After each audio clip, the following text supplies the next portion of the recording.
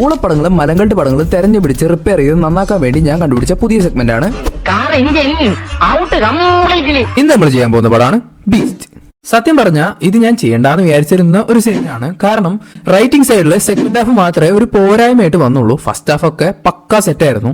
പിന്നെ വീരരാഘവൻ എന്ന് പറയുന്ന ഒരു ഐക്കോണിക് ക്യാരക്ടർ നമുക്ക് ഈ പടത്തിൽ നിന്ന് കിട്ടി. പോരാത്തതിന് പടം മോശമാവാൻ കാരണം ഈ സെക്കൻഡ് ഹാഫിന്റെ ഈ പ്രശ്നവും പിന്നെ ഓവർ ഹൈപ്പ്. KGF 2 ആയിട്ടാണ് പോരാത്തതിന് ക്ലാഷും വെച്ചത്.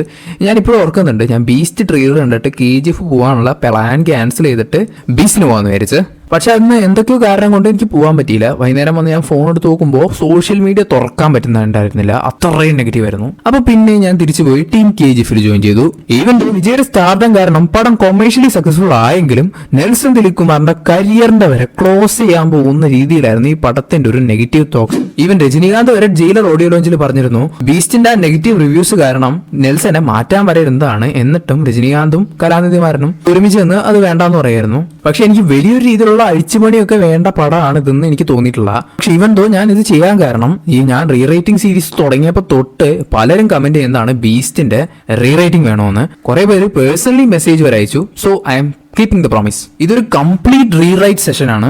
ഞാൻ ഇത് എന്റേതായിട്ടുള്ള ഒരു സ്റ്റോറി ആയിട്ട് മാറ്റി എഴുതാൻ പോവാണ്. ഇപ്പോൾ ബീസ്റ്റിന്റെ കാസ്റ്റും ക്രൂ ഒക്കെ എന്റെ കൈ കിട്ടിയാൽ ഞാൻ എന്ത് ചെയ്യുമെന്നാണ് ഈ ഒരു സാധനം ഇമാജിൻ ചെയ്യുന്നത്. But first of all Veeraraghavan എന്ന് പറയുന്ന ഒരു ഐക്കോണിക് ക്യാരക്ടറാണ് നമുക്ക് ഈ പടത്തിൽ കിട്ടിയത്. ഇൻട്രോവേർട്ടായ PTSD ഡീൽ ചെയ്യുന്ന അണ്ടർനീത്ത് ഒരു ഭയങ്കര വയലന്റ് ആയിട്ടുള്ള ഒരു ക്യാരക്ടറാണ് വീരരാഘവൻ. പോരാത്തതിന് ഈസി ആൻഡ് സിമ്പിൾ ആയിട്ട് ഫൈറ്റും ചെയ്യാൻ അറിയാം. പോരാത്തതിന് പുള്ളിയുടെ ഒരു ആറ്റിറ്റ്യൂഡും ഓറയും ഉണ്ട്. പുള്ളിയുടെ മുഖത്ത് തന്നെ കാണാം ഒരു ഫൈറ്റിന് ഇറങ്ങിയാൽ അവസാനം ഞാനേ ജയിക്കുള്ളൂ എന്നൊരു ഭാവം. അതായത് നീ എന്ത് വേണേലും കാണിച്ചോ അവസാനം ഞാനേ ജയിക്കുള്ളൂ എന്നൊരു ഭാവമാണ് പുള്ളിയുടെ മുഖത്ത്. അത് കംപ്ലീറ്റ് ആയിട്ട് ഔട്ട് ആൻഡ് ഔട്ട് ഫുൾ ഈ പടത്തിൽ വിജയ് പിടിച്ചിട്ടുണ്ട്. അത്രയും നല്ലൊരു ക്യാരക്ടറിനെ എനിക്ക് റീറൈറ്റ് ചെയ്യുന്നതിൽ ഭയങ്കര ബുദ്ധിമുട്ടുണ്ട്. കാരണം നമ്മളെങ്ങനെ എഴുതി പാളിപ്പോയാൽ അത് എനിക്ക് തന്നെ സങ്കടമാവും. സോ നമ്മൾ പുള്ളിയുടെ ആ ഒരു സ്റ്റാർട്ടിങ്ങും പിന്നെ ആ വീരൻ എന്ന് പറയുന്ന ഒരു പേരും മാത്രമാണ് എടുക്കുന്നത്. വേറെ ഒന്നും നമ്മൾ എടുക്കുന്നില്ല. ഇത് ടോട്ടലി ഡിഫറെന്റ് കഥയാണ്. പടത്തിൽ കാണിക്കുന്ന പോലെ വളരെ സിമ്പിൾ ആയിട്ടുള്ള ഒരു ഇൻട്രോ. റോ ഏജന്റ് ആണ്, മിഷൻ അബോട്ട് ചെയ്യാന്ന് പറഞ്ഞിട്ടും പുള്ളിയുടെ ഒറ്റ നിർബന്ധപ്രകാരം അങ്ങോട്ട് പോയി മിസൈൽ ഷൂട്ട് ചെയ്യുമ്പോൾ അടുത്ത ആരും ഇല്ല എന്ന് ആർമിയുടെ സൈഡിൽ നിന്നുള്ള ആൾക്കാർ പറയും. പക്ഷെ ഷൂട്ട് ചെയ്യുമ്പോൾ താനായിട്ട് ക്ലോസ് ആയിട്ടുള്ള ഒരു കുട്ടി മരിക്കുകയും ചെയ്യും. ഇതൊക്കെ കാരണം തനിക്ക് ഒരു ഗിൽറ്റ് വരികയും പിന്നെ PTSD ഉണ്ടാവുകയും പോരാത്തതിന് ദേഷ്യം കാരണം ആർമിയോടുള്ള ദേഷ്യം കാരണം റോ ക്വിറ്റ് ചെയ്യുകയും ചെയ്യുന്നു. ഒരു കൊല്ലത്തിന് ശേഷം വീരൻ വളരെ മോശം അവസ്ഥയിൽ കൂടെയാണ് പോകുന്നത്. PTSD കാരണം പല രാത്രികളും പുള്ളിക്ക് ഉറങ്ങാൻ പോലും പറ്റുന്നില്ല. ആരും ഇല്ലാത്തതുകൊണ്ട് വലിയൊരു ലോൺലിനെസ്സും പുള്ളിക്കുണ്ട്. പക്ഷെ പുള്ളി ഒരു ടീറ്റോട്ടലർ ആയതുകൊണ്ട് തന്നെ സിഗരറ്റ് വലിയോ കള്ളുകൂടിയോ അങ്ങനത്തെ ഒരു പരിപാടിയില്ല. ഇതിൽ നിന്ന് രക്ഷപ്പെടാൻ വേണ്ടി, ഈ പെയിനിൽ നിന്ന് രക്ഷപ്പെടാൻ വേണ്ടി പുള്ളി ബോഡീനെ ഒരുപാട് നന്നായിട്ട് ട്രെയിൻ ചെയ്യാൻ തുടങ്ങും. ഒരുപാട് മാർഷൽ ആർട്സ് പഠിക്കും, മിക്സഡ് മാർഷൽ ആർട്സ് വരെ പഠിക്കുന്നുണ്ട്. ഒരു ദിവസം രാത്രി ട്രെയിനിങ് ഒക്കെ കഴിഞ്ഞ് വീട്ടിലേക്ക് പോകുന്ന വഴി ഒരു കുട്ടീനെ കിഡ്നാപ്പ് ചെയ്യുന്നത് വീരൻ കാണും. അവിടെ വെച്ച് ഒരു കിണ്ണം കാച്ചി മാർഷൽ ആർട്സ് ഒക്കെ ചേർന്ന് ഒരു കിട്ടിലും ഫൈറ്റ് കിടക്കുകയാണ്. ഇതിലത്തെ ആക്ഷൻസ് പലതും റോ ആൻഡ് റസ്റ്റി ആയിരിക്കും. ഒരു സ്ഥിരം നമ്മൾ വിജയ് ചെയ്യുന്ന പോലത്തെ സിനിമാറ്റിക് ആയിട്ടുള്ള അടിയൊന്നും ആയിരിക്കില്ല. പക്ഷെ വീരന്റെ ഫിലോസഫി എന്താന്ന് വെച്ചാൽ എതിരാളിനെ തോപ്പിക്കുക, അത്ര മാത്രമേ ഉള്ളൂ. ഒരു റീസണും ഇല്ലാതെ ആരെയും കൊല്ലാൻ പാടില്ല. ബട്ട് നോട്ട് ആസ് യൂഷ്വൽ ഈ ഫൈറ്റില് ഹീറോ ഗെറ്റ് ബാക്ക് സ്റ്റാബ്. പുറകെ നേരോ പുള്ളിനെ കുത്തും. പക്ഷെ അപ്പോഴേക്കും ആൾക്കാർ അത്യാവശ്യം കൂടാൻ തുടങ്ങും. പെട്ടെന്ന് തന്നെ വീരനെ തട്ടിപ്പാറ്റി അവന്റെ കണ്ണിൽ മണ്ണ് വിട്ടിട്ട് ഇവര് ആ കുട്ടീനെയും കൊണ്ട് കടന്നളയും. വീരനവിടെ ബോധം കെട്ട് വീഴാണ്. തൊട്ടടുത്ത ദിവസം കണ്ണു തുറക്കുമ്പോൾ വീര ഹോസ്പിറ്റലിലാണ്. മൊഴിയെടുക്കാൻ വേണ്ടി ഒരു പോലീസ് വന്നിട്ടുണ്ട്. വീര എന്തെങ്കിലും പറയാൻ തുടങ്ങുമ്പോഴേക്കും ആ പോലീസ് തിരിച്ചു പറയും, നിന്നെ കുത്തി ആരെന്ന് എനിക്കറിയില്ല, അത് ഇരുട്ടായിരുന്നു, നീ ആരുടെയും മോൻ കണ്ടില്ല, ആളെ ഞങ്ങളെ പിടിച്ചോളാം. പക്ഷെ വീര ആ കിഡ്നാപ്പിനെ കുറിച്ച് വല്ലതും പറയാൻ വന്നപ്പോഴേക്കും നീ ആവശ്യമില്ലാത്ത കാര്യത്തിൽ തലയിടാൻ നിൽക്കണ്ട എന്നും പറഞ്ഞിട്ട് ആ പുള്ളി പോയി. ഇത് കേട്ടപ്പോൾ അവന് പിന്നെയും ക്യൂരിയോസിറ്റി ആയി. ഡിസ്ചാർജ് ആയതിനു ശേഷം പുള്ളി സംഭവം നടന്ന സ്ഥലത്തേക്ക് പിന്നെയും പോയി. പോലീസാന്ന് പറഞ്ഞ് ഫേക്ക് ചെയ്ത് ആ ഭാഗത്തുണ്ടായിരുന്ന കടകളുടെയൊക്കെ CCTV പുള്ളി ചെക്ക് ചെയ്യാൻ നോക്കി. അങ്ങനെ കുറെ ചെക്ക് ചെയ്തതിനു ശേഷം വണ്ടി നമ്പർ പുള്ളിക്ക് കിട്ടി. ഇതിന്റെ ലീഡ് പിടിച്ച് അന്വേഷിച്ച് പോയപ്പോഴാണ് അതൊരു ഫേക്ക് നമ്പർ ആണെന്ന് പുള്ളിക്ക് മനസ്സിലായത്. അതൊരു ഡെഡ് എൻഡ് ആയിരുന്നു. ഇനി പുറകെ പോയിട്ട് ഒരു കാര്യമില്ല എന്ന് വീരന് മനസ്സിലായി. കാരണം സിസ്റ്റത്തിൽ പുള്ളിക്ക് ഒരു വിശ്വാസം ഉണ്ടായിരുന്നു. ആദ്യം ആർമി പുള്ളിനെ ബിട്രേ ചെയ്തു, ഇപ്പത്തെ പോലീസും. വീര പിന്നെ ആ പഴയ ലൈഫിലേക്ക് പോയി. പക്ഷേ ഇത്തവണ അതിന്റെ ഇമ്പാക്ട് ഭയങ്കര വലുതായിരുന്നു. വീരയ്ക്കൊന്ന് കണ്ണടയ്ക്കാൻ പോലും പറ്റാണ്ടായി. കണ്ണടച്ച അപ്പൊ തന്നെ താൻ കൊന്നു കളഞ്ഞ ആ കൊച്ചിന്റെയും പിന്നെ തന്റെ മുമ്പിൽ നിന്ന് പിടിച്ചുകൊണ്ടുപോയ ആ കൊച്ചിന്റെയും മുഖമാണ് മനസ്സിലേക്ക് വരുന്നത്. ആ കുട്ടിയുടെ ആ കരച്ചില് അവന്റെ മനസ്സിലേക്ക് റിപ്പീറ്റ് ആയിട്ട് കേട്ടുകൊണ്ടേയിരുന്നു. അത് സഹിക്കാൻ പറ്റാണ്ട് പുള്ളി അന്ന് രാത്രി തന്നെ സംഭവം നടന്ന സ്ഥലത്തേക്ക് പിന്നെയും പോവാണ്. അവൻ അവിടെ ചെന്ന് പ്രാന്തനെ പോലെ വണ്ടി പോകാൻ ചാൻസ് ഉള്ള എല്ലാ വഴികളിലേക്കും ഒക്കെ ഓടി. അവിടെ വഴി കണ്ട എല്ലാ CCTVയും അവൻ നോട്ട് ചെയ്യാൻ തുടങ്ങി. പിന്നെ ഒരു 1.5 മാസത്തിന് ശേഷം ആൾക്കാരൊക്കെ തിങ്ങിപ്പാർക്കുന്ന ഒരു ചേരിയാണ് കാണിക്കുന്നത്. അതിന്റെ ഒത്ത നടുക്ക് ഒരു ബിൽഡിംഗ് ഉണ്ട്. അവിടെ ഒരുപാട് ഗുണ്ടകളൊക്കെ ചേർന്ന് ഒരു സിൻഡിക്കേറ്റ് നടത്തിക്കൊണ്ടിരിക്കുകയാണ്. അപ്പോഴാണ് അവിടേക്ക് വീര ചവിട്ടി പൊടിച്ച് കയറി വരുന്നത്. കൈ കിട്ടിയ എല്ലാവരെയും പുള്ളി ഇട്ടിട്ടിട്ടിക്കും. എന്റെ ആ കുട്ടി എവിടെയെന്ന് ചോദിക്കും. പക്ഷെ അറ്റ് ലാസ്റ്റ് പുള്ളി ആ ഫൈറ്റ് നോക്കും. അവിടെയുള്ള ഒരു മെയിൻ ഗുണ്ട അവന്റെ കഴുത്തിൽ കത്തി വെക്കും. പക്ഷെ വീരയുടെ മുഖം കാണുമ്പോൾ ആ ഗുണ്ടയുടെ ഭാവം ആകെപ്പാടെ മാറും. ശിവ നീയോ? നിനക്കെന്ത് പ്രാന്തുണ്ടോ? അവരെ വിശാഖപട്ടണം പോർട്ടിലേക്കാണ് കൊണ്ടുപോയെന്ന് നിനക്കറിയില്ലേ? അപ്പൊ ഇയാളുടെ പേരാണ് രാജൻ. അവിടുത്തെ മെയിൻ ഒരാളാണ്. മനുഷ്യക്കടത്ത് തൊട്ട് ലഹരിക്കടത്ത് വരെയുണ്ട് ഇവർക്ക്. അപ്പൊ വീര വേറെ ആരോ ആണെന്ന് വിചാരിച്ചിട്ടാണ് പുള്ളി സംസാരിക്കുന്നത്. ചെല്ല് പോയാ മുംബൈ കൺസൈൻമെന്റ് സംസാരിച്ചിട്ടാ വെറുതെ ഇവിടെ ഒന്ന് തമാശ കാണിക്കുന്നു എന്ന് പറഞ്ഞ് തിരിയലും പുള്ളിക്ക് അപ്പോ എന്തോ ഒരു ഡൗട്ട് തോന്നി. പുള്ളി അപ്പൊ ഒരു ടെസ്റ്റ് പോലെ ഒരു കാര്യം ചോദിച്ചു. മുംബൈ കൺസൈൻമെന്റ് സംസാരിക്കാൻ നീ എവിടെ പോകാനിരുന്നാ? വീരനെ മനസ്സിലായി വേറെ ആരെ ഉദ്ദേശിച്ചിട്ടാണ് ഇയാൾ സംസാരിക്കുന്നത്. പോരാത്തതിന് പെട്ടു.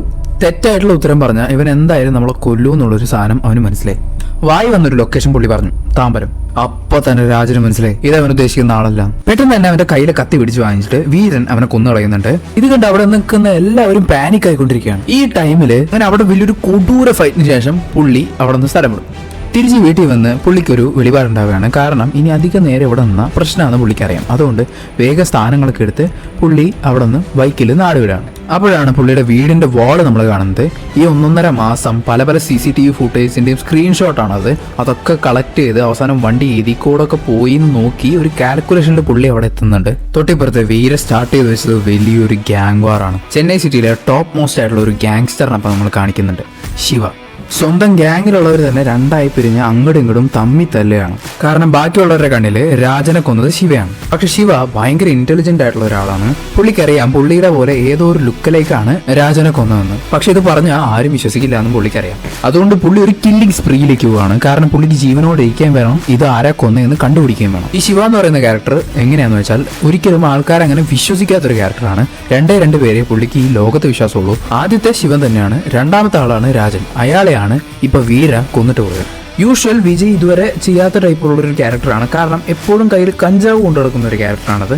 പോരാത്തതിന് കള്ളുകൂടി, സിഗരറ്റ് വലി, പെണ്ണുപിടി എല്ലാ മോശം സ്വഭാവം പുള്ളിക്കുണ്ട്. ഒരു പ്യുവർ ഈവിൾ ആയിട്ടുള്ള ഒരു ക്യാരക്ടറാണ്. പോരാത്തതിന് ഹി ഈസ് എ വയലന്റ് മാൻ. ഒരാളെ തല്ലിയിട്ട് കാര്യമില്ല, കൊല്ലണം. അതാണ് പുള്ളിയുടെ ഫിലോസഫി. 30 കൊല്ലം മുമ്പ് ശ്രീലങ്കയിൽ നിന്ന് റെഫ്യൂജി ആയിട്ട് എത്തിയതാണ് ശിവ ഇവിടെ.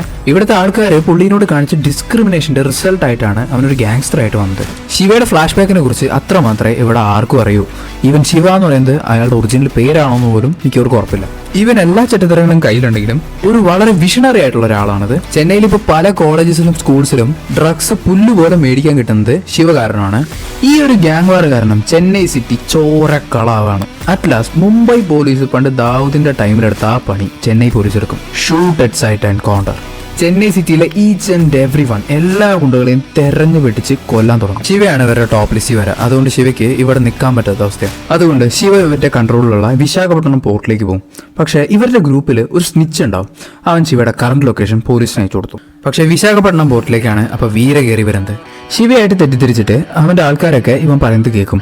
അങ്ങനെ ഇവരെ ട്രിക്ക് ചെയ്ത് ഒരു കണ്ടെയ്നർ നിറച്ച കുട്ടികളെ ഇവൻ രക്ഷപ്പെടുത്താൻ പോകുമ്പോഴാണ് അതിലൊരു കുട്ടിക്ക് ഗൺഷോട്ട് കൊള്ളുന്നത്. തെറ്റിദ്ധരിച്ച് വീര തിരിഞ്ഞു നോക്കുമ്പോൾ സാക്ഷാൽ ചെകുത്താനെ പോലെ നിൽക്കുന്നുണ്ട് പിറകിൽ ശിവ. അവനാണ് ആ കൊച്ചിനെ കൊന്നത്. കൂടെ കണ്ണും പിടിച്ച് ശിവയുടെ കുറച്ച് ആൾക്കാരുണ്ട്. ശിവ അവർക്ക് ഓർഡർ കൊടുത്തു. വീരനെ വെച്ച് ബാക്കി എല്ലാവരും ഷൂട്ട് ചെയ്ത് കൊന്നുകളഞ്ഞു. പിന്നെ പട്ടാന്ന് പറഞ്ഞ് ഗൺ ഷോട്ട്സ് ആണ്. കുട്ടികളെ പട്ടാന്ന് പറഞ്ഞ് വെട്ടിവെച്ച് കൊന്നുകൊണ്ടിരിക്കുകയാണ്. വീരനാണെങ്കിൽ ദേഷ്യത്തിന്റെ അറ്റ്മോസ്റ്റ് ആണ്. ശിവനെ കൊല്ലാൻ വേണ്ടി അവൻ ഇങ്ങനെ ദേഷ്യം പിടിച്ചിരിക്കുകയാണ്. വീര ശിവനെ കൊല്ലാൻ വേണ്ടി ഓടി വരുമ്പോഴേക്കും പോലീസ് അങ്ങോട്ട് വന്നിട്ട് ഷൂട്ടിംഗ് തുടങ്ങും. അങ്ങനെ ഇവരെ എല്ലാവരും ഓടിപ്പോയി വിളിക്കും. വീരനിപ്പോ 2 ഗോളാണുള്ളത്.